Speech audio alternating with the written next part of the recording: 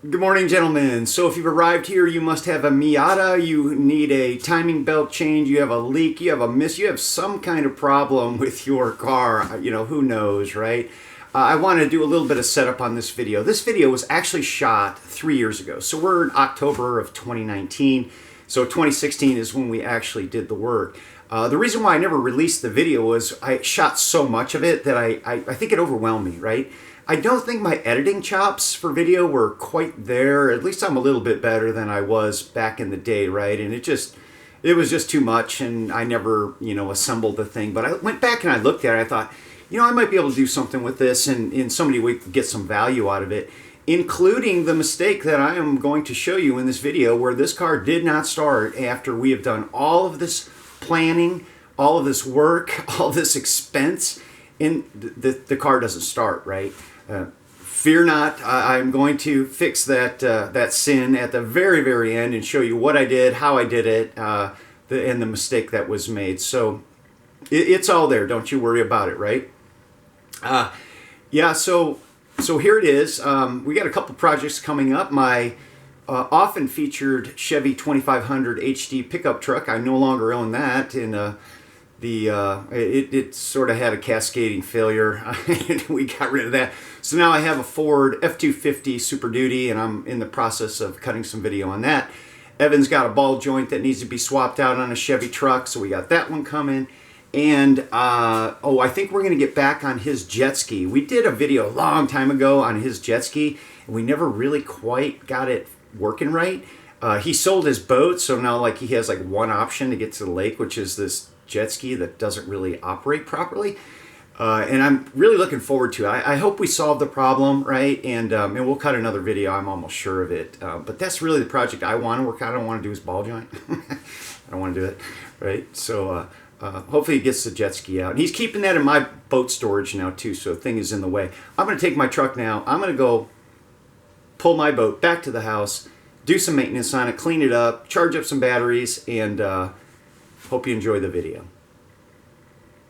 We have a 2000 Mazda Miata with just under 80,000 miles on it. So the car is 16 years old.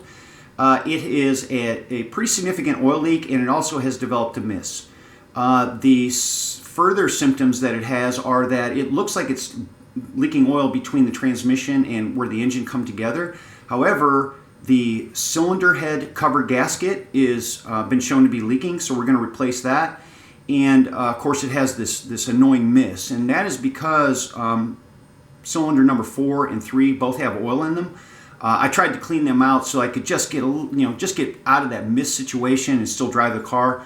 That didn't work. We're going to replace everything. So let's go through the parts I purchased so that you get an idea of the scope of the project, and in no particular order. They're laid out on the bench here. A valve cover gasket. It's got 2 form-fitting pieces that go around the camshaft in the front. You can see that it's got 1 hump in the back. I suspect that it's leaking along here. I know it's leaking here for sure. Number 4 plug and number 3. This one's almost underwater. That's causing a big miss in how she operates, and probably this one as well. We have the tensioner spring. We have the tensioner. We've got 2 of the front camshaft seals. We've got the timing belt itself, idler pulley, water pump gasket set, thermostat gasket, some gasket sealer, marking pen. By far the most expensive piece of this project is this gear right here. This is just south of $300. This is coil, plug wires, and plugs. I have never owned a gasket seal removal tool, but I've got one now. And then while I was at the parts house, I noticed that they had this helper tool for pulling the timing belt. And I thought, oh, that's awesome. When I got to driving home, I started thinking about it, because look at how it goes on, right? It holds the camshafts in place while you remove the belt. The problem is that we're going to have to remove these gears in order to get the camshaft seals replaced. So I have to come up with an alternative. I have an idea how I'm going to do that, and we will see that later. We're in the middle of the reassembly of the vehicle. What I wanted to show you was how we manage our parts throughout. So I'm going to put this at the beginning to kind of give you ideas before you actually start. So with our bolts and the small bits and pieces, we take them off and bag them, label the bags, and put them in a shoebox or something similar to that. We've got a Tupperware going here today. And of course, they're going to be accessed as they're needed because we're following a list, an ordered list, and we should be able to hit these one after the other. Okay, so with the larger parts, if I go over here, you know, belts, for example, have been labeled. The 3 parts to the timing belt cover, I just took the bolts and I just taped them right in so that I don't have to mess with figuring that out. Hoses, where they go, some kind of descriptive has been added. And then in the car itself, typically there's only going to be a mate that'll only go one place, but I like putting the blue tape on it because I can see it from a distance and tell that I've still got something I need to connect up. It's just so that I don't forget it. First thing I'm going to do is disconnect the negative battery cable. Of course, the battery cable is in the trunk. Okay, air hose removal.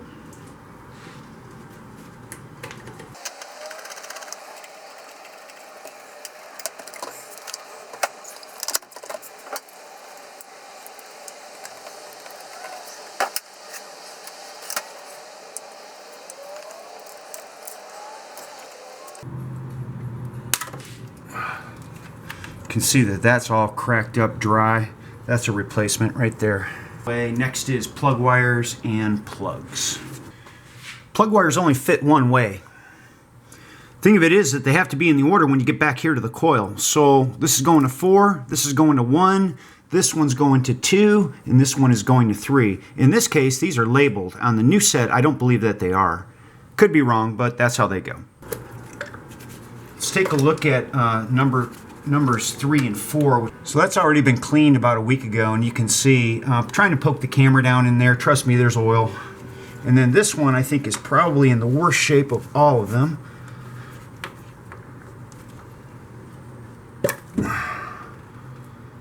Covered in oil. The plug's covered in oil.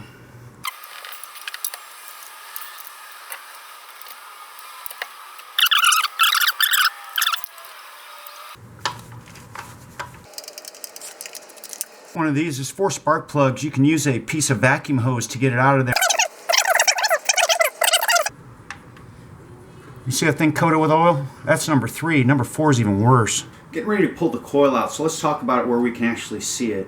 So it goes in like this toward the front of the car, back of the car. On this side, there are 2 plugs that go down inside of it. They both are identical. I seriously doubt that you could actually cross them over. However, you notice this little blue dot is on the passenger side if I spin it around. If you look down into the engine bay behind this unit, you can see that the plug that goes into here has a blue wrap around it. So blue to blue, right? That's how it's going to go back together later on. I'm really struggling to try and find some room to get in here. I'm going to have to poke a little screwdriver to release the catch, and it's going to have to be a really small screwdriver to get down in there. See, they are identical. Upper radiator hose has been removed. In the process of getting these smaller feeder lines out, then the thermostat housing and thermostat will come out. So thermostat housing is off, and see this jiggler pin here? The service manual is pretty specific about having that in the up position, and it lines up right with the seam on the aluminum, so be aware of that. It's a good time to clean up the thermostat housing. The old gasket is stuck on like no other. While the drive belts are still on, I broke loose the 3 bolts that hold the pulley onto the water pump. That'll give me a little bit more resistance so that it's just not a free spinning wheel. I will say that it'll still turn. The whole engine will still turn over because the plugs have been removed. Therefore, there is no more compression in the engine, so it's quite easy to move. But it does offer resistance, and it's a good time to do it. This wiring harness needs to be removed. It comes across all the way across the front of the engine, and that's obviously going to be in the way. So I have some ideas about how I'm going to do that, so here goes. All right, that works. So 2 bolts for this bracket. The crank angle sensor, I believe, if I remember correctly, is what that guy, he gets unplugged. Then there is a bracket here that's on the main harness. There's a connector here. And there is one small one that goes to the power steering pump. It pulls straight up. I had to take a little bit to get it worked out, but if you just give it a little bit of time and work it gently, it will come off the pump. It just feeds back here. Then the whole air box lifts up, and then you can take the wiring harness and lay this guy to the side. In the process of taking the drive belts off, in order to get the power steering oil pump off, what I did was connected this socket to the center pulley on the crankshaft and just rotated it until the holes in the pulley of the pump itself line up, because there is a bolt here that it pivots on, so that you have to gain access to that. I've already loosened up all of the adjustment up here. Alright, time to take the water pump bolts out. They're already loose. I broke those loose earlier in one of the other steps. Just a note about the alternator and the power steering pump. For some reason the pivot down for the alternator down here is accessed from the back. Who knows why that might be, so you got to get on your back to get it done. And in both cases with these adjusters, I recommend that you really loosen them up a lot, right? Like about an inch. You can almost see it here on this bolt on the power steering, because it tends to not feel like it's going to loosen up, and it's harder to get the belt off. So if you back this thing way, way, way down, it's a lot easier on both applications. So now that I've got the drive belts out of the way, I can remove this hose that has coolant in it. It was running up here to the thermostat housing. Use a little WD-40 to help you with some of these clamps, right, to get them up and onto the actual hose itself. It's a lot easier, and the WD-40 will evaporate. Right, so here's the step for the cylinder head cover. I'm going to show you the manual here, and just kind of like an overview here. So here's the manual, and that's a pretty sketchy drawing, but there are 13 bolts total. And here's the front of the engine. Let me just point it out here. So let me see if I can do this through the camera. There are 13 bolts, like I said. So 1, 2, 3, 4, 5, 6, 7, 8, 9, 10, 11, 12, 13. That's actually the tightening order. And you do that in a multi-step process as you start to reassemble it. But if we come on over to the engine, I do see one here that's not really, no, this guy does not go through, so he's not a part of the equation. It is truly just the bolts that are mentioned in the manual. So I'm getting ready to pull those guys off. That looks like a fairly easy affair, with the exception of is that the ignition coil is still attached. And I believe once I uninstall this cover, I'll be able to access the plugs that are on the back of the ignition coil more easily. I think I've got a little bit of slack in the wire in order to do that. It will help a lot. So here goes. Okay, so the cover's off. So let's talk about that for a minute, because it did give me a bit of a struggle. So I pulled all the bolts out of it, got it to shake loose, but I could not get it to come up. So here's what happened. After struggling with it for about maybe 5 minutes or so, I fixed myself another drink, and I think things through, and I come over and I just lift the thing right up, right? So, who knows? But here's what I think happened. So first of all, let's look at it, right? It is off, but the coil is still attached, obviously, back here. But I've got myself another 4 inches to remove this bolt here and this bolt here. That's going to make that a whole lot easier. Once that occurs, then the cover will come loose. Okay, you can see it's sitting ajar on top right now. And I'm pretty sure what was happening is that if I look at the new coil, get this spun around in my hand here, this guy right here where my pinky is, that was holding it up, okay? And it just really just took a little bit of, back and forth and up and down and wiggling and so forth, and it finally let loose. So there you have it. Coil is coming out now. Right, so got the one plug out, now the second one out, and clearly this is a ton easier with this thing so you can get your hands on it. Old coil. The only thing I would add to what you already saw is that there's a strain relief keeper that goes through this hole, and man, that thing was just really in there. So I took an upholstery tool, removal tool, and stuck it in there and pried it out. Okay, I think there was a step in the shop manual that's out of order, so I've corrected that. What they suggested before you pull off the cover here for the timing belt is that you remove the pulley. The problem is with the cover installed, you cannot see the timing marks. And I definitely wanted to show how that's actually done. So let's look down at the vibration dampener, or the crankshaft pulley is what Mazda calls it. I did mark it. There's two marks. One is here, one is here. And then if you look at the gauge here that's hanging off the front of the engine, that's 10 degrees before top dead center. That T is top dead center. So that's our baseline. That has to match up, right? What I did was, it was 180 degrees off, so I took the big breaker bar here and I turned the crank on the center nut until these timing marks lined up. And let's get a read on it here. So here, fix the light a little bit. That says E matches E, I matches I. You can hardly see it, but it's back there. You can see it. It's this little depression in the metal. That's your indicator. So now everything is lined up to top dead center. So here, here, and there, and that's going to be our baseline for how everything gets taken apart and everything gets put back together. Okay, pulley's off and it's held on with 4 bolts here. Here's the marks that are going to line up with the stationary mark that's actually on the engine block. And there's also a couple of pinholes, so there is a pin. So now that everything was set to top dead center before we removed it, we know that this is the orientation that it goes on to. Pin is up, marks match, 4 bolts, the whole bit comes off.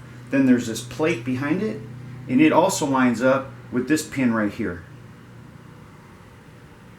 Alright, so we've had pretty much our most significant showstopper so far. It is the crankshaft pulley lock bolt, and I've done a lot of reading about that. All the guys have the same kind of problem, so let us show you what it is that we first tried so that you don't try that again. We took a piece of a strapping. It's just something that we had in the shop. We also have steel that we could have used, and we had to actually make a brace. And here's what we did. So we took this piece of strapping, tied it down here, and then tied it down to the pulley itself to stop it from turning. The car is in 5th gear and the brakes are set, but that's not enough to get this to hold still to brake this main nut. Now what we're going to do is we're going to remove the radiator fan assembly so that we can get an impact down here on that center bolt and try that. Alright, we're still trying to get this lock nut off down here. So what we ended up doing was dropping the sway bar loose, removing the bracket for these rigid hoses, pulling the whole radiator out, which really is not that big a deal. Now we can get an impact onto this thing, and we're about to hit it.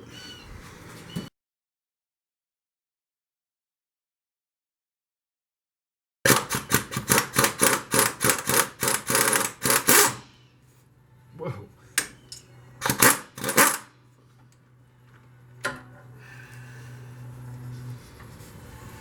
Finally got that. Okay, so we've put marks in a number of different places on all the components here. We've also locked down the camshafts here with adjustable wrenches, one on either side, and then tied them together with this vice grip. So now what we're going to do is remove the tensioner right here. That will take the tension off of the belt, then we'll be able to slide the belt off. I did take just a little bit more precaution, and I marked the belt here and on the camshaft sprockets, and then counted the teeth that were on either side of these white lines, just as a precaution, just so we have some kind of point of reference in case we get lost.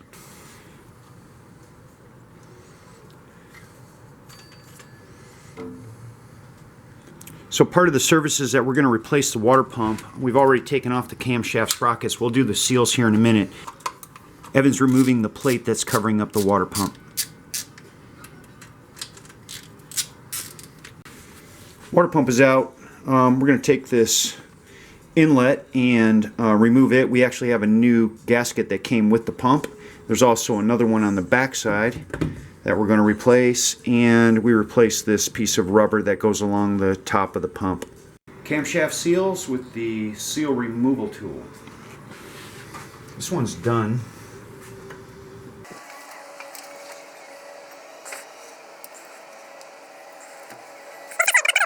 Okay, there's one out. All right, so I've hit it with some oil so it'll go in a little bit easier. I did clean this as well. So you still see a bit on there that I need to get rid of. 36 millimeter socket.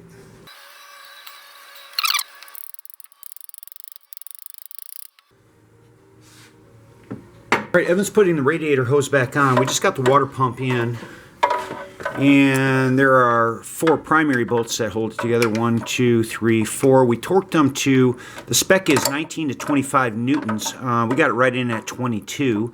And then there's this 5th bolt over here that holds the bracket to the alternator. And like I said, we have this, eventually, oh, by the way, we had to remove the pump in order to get this housing out, which juts to the back, and that's where that lower radiator hose attaches to. And there's also this sort of this gold bar that slips in here. It's got an O-ring. The new water pump came with an O-ring for it, and that's quite a little bit of a trick to get that thing in there, but we just kept working on it and finally got it in. All right, so for the last 10 minutes or so, we're at the actual replacement of the timing belt, and we learned a couple of things, so let's talk about that.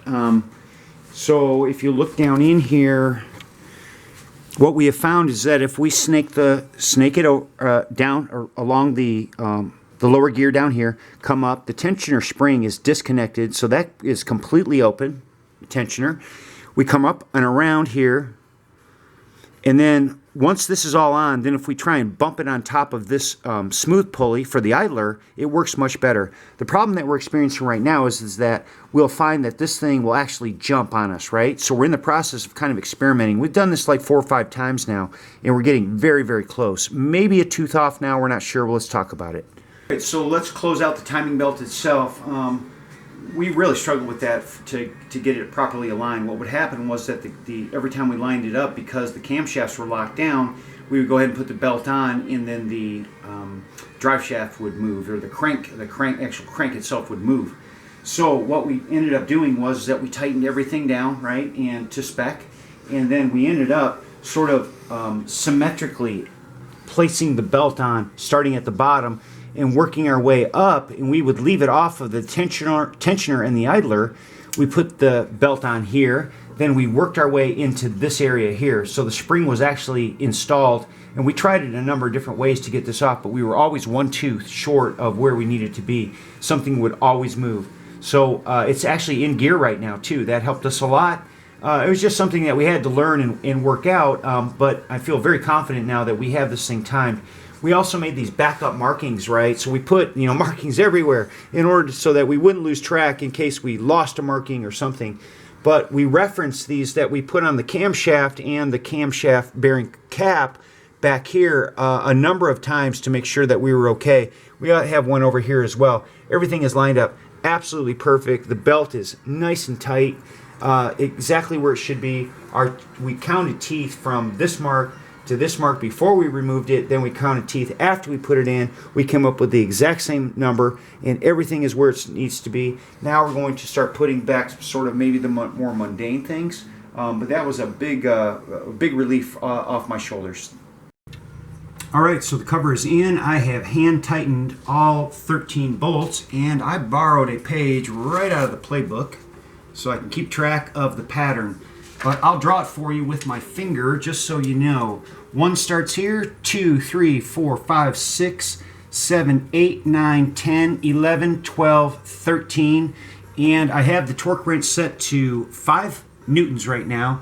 The spec is 5 to 8. So I'm going to work my way up to 5, and then I'm going to work my way up to 7, 8. Here goes.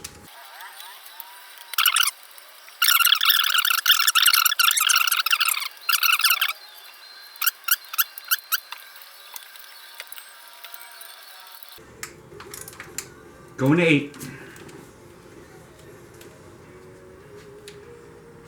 So I'm in the process of putting the thermostat in, but let's look at the progress that I've made with some of the other things.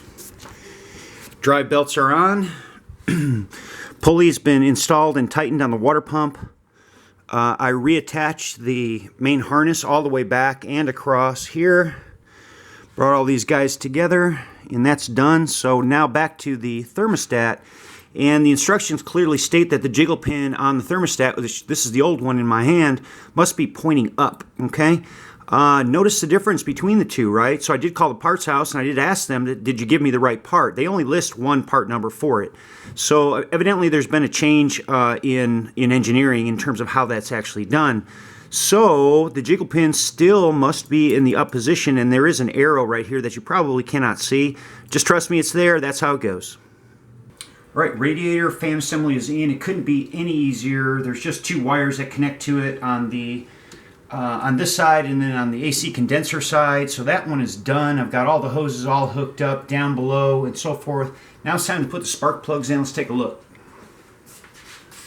So the spec on the spark plug is 40 to 43 thousandths of an inch. What I'm going to do is I'm going to take the gapper tool and make sure that the gap on every plug is set to somewhere within that spec.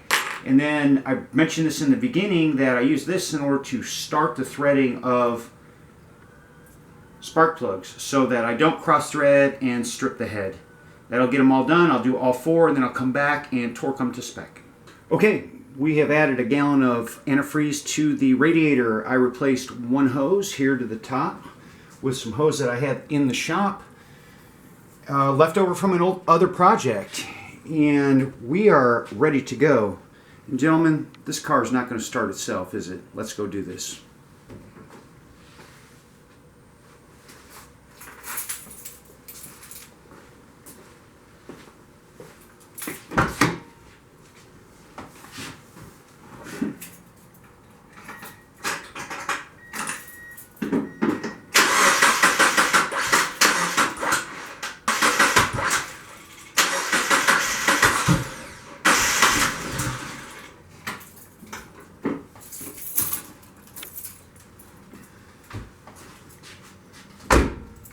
So yesterday I get the whole thing back together. It's go time. We jump in. I try and start it up. Nothing, man. This thing is cranking, but it doesn't sound right?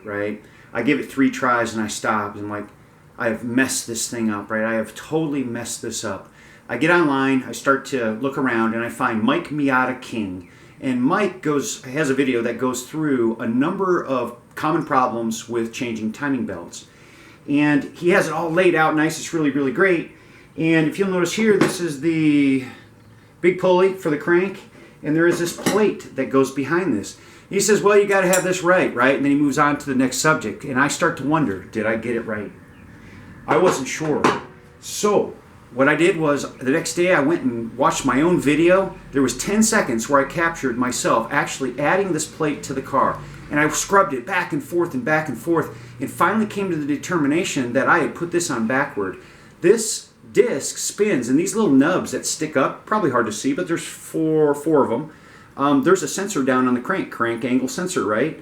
And it determines where it is relative to everything else, and if it can't figure that out, then you have a problem. So the way it goes is that there is, we'll call it an outie. The outie goes out toward the front of the car, the innie goes toward the inside of the car. And it is so subtle here that you can barely even tell. I mean, I just barely see this thing, right? And that's why when I put it on yesterday, I never even gave it a second thought and just thought it was a flat disc and it needed to go on the way it went on.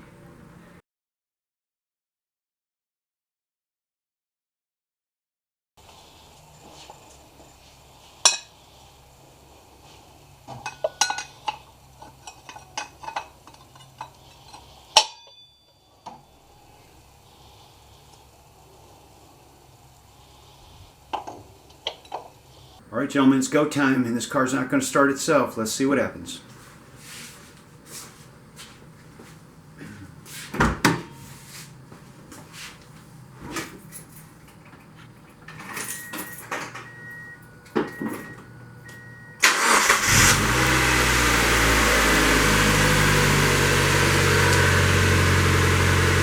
I like it.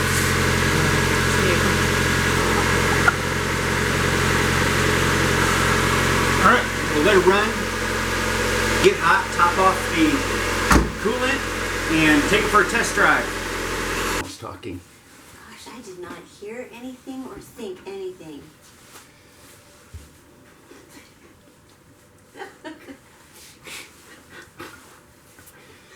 Squeeze my neck.